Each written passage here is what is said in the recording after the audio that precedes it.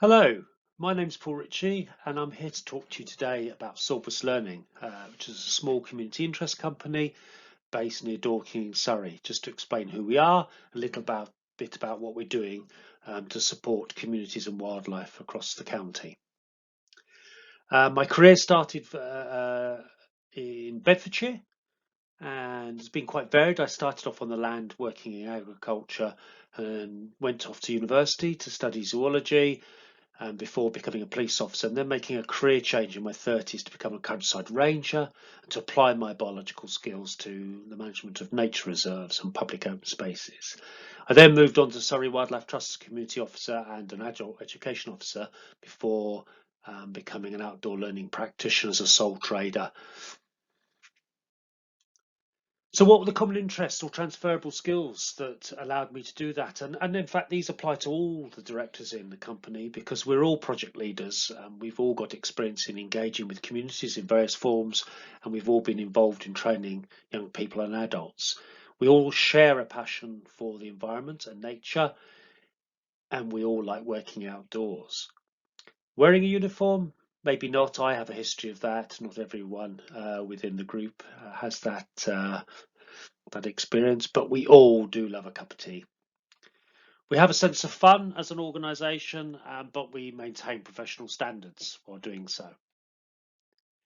Work-based learning, as opposed to academic qualifications, well, I actually believe in both. I have a degree, but I also have done NVQ training. I've been an NVQ assessor and trainer, and I've taught in both higher and further education. So we've applied that process to how we deliver our service. I'm passionate particularly about apprenticeship schemes and training volunteers, and I'm an Elantra instructor for health and safety. Hands-on environmental education.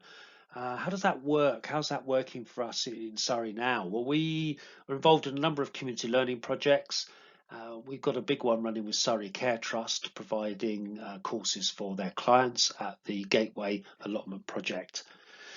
We work with wildlife trusts providing adult learning courses. We work with private companies providing training for their clients and their members. And we also provide private courses for individuals based both in our garden at home and in other people's gardens. We do a lot of mentoring with students. I'm particularly focused on the University of Nottingham, supporting them as that's where I graduated from, but we also work with adults who are doing career changes and pupils from local schools. And we're currently involved in Duke of Edinburgh award schemes, providing practical skills, physical activity and community involvement opportunities. Occasionally as well, we dress up in funny costumes to get across a learning point.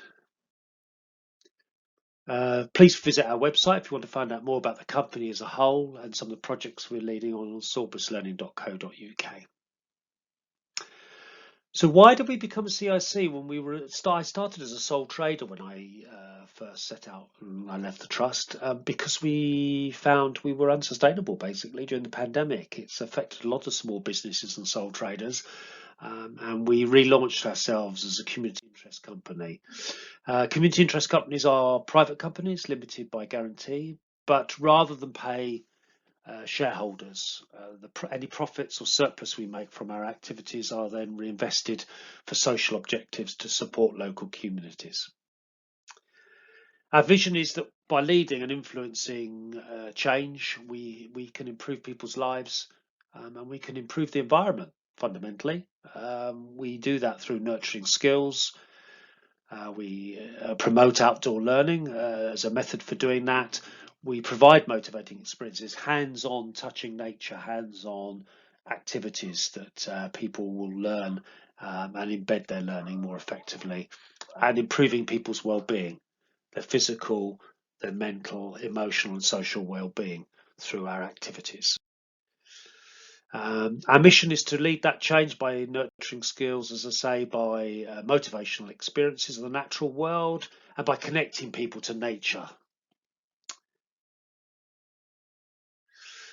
Our purpose as a company is set out in our legal documentation as part of the process of becoming a company, but basically we lead land-based projects, do outdoor learning activities, we provide advice and training and we partake in nature-inspired rural crafts and arts.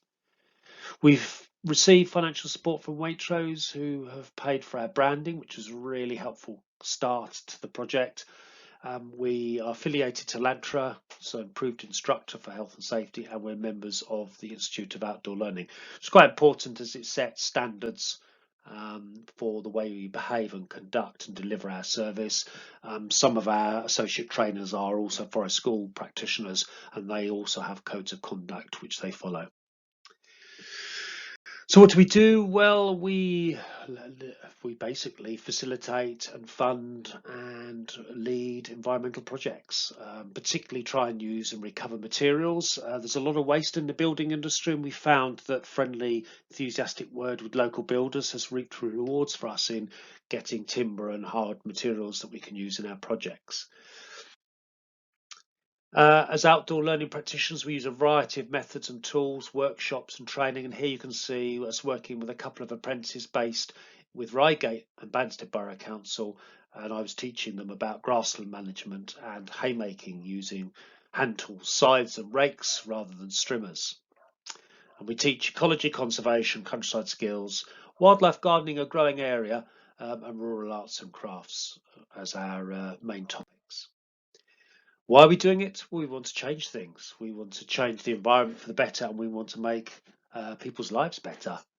And one way we can do that is through using our skills and experience and knowledge and understanding to create, restore, maintain and improve habitats, whether they're natural habitats, semi-natural habitats or people's gardens and parks.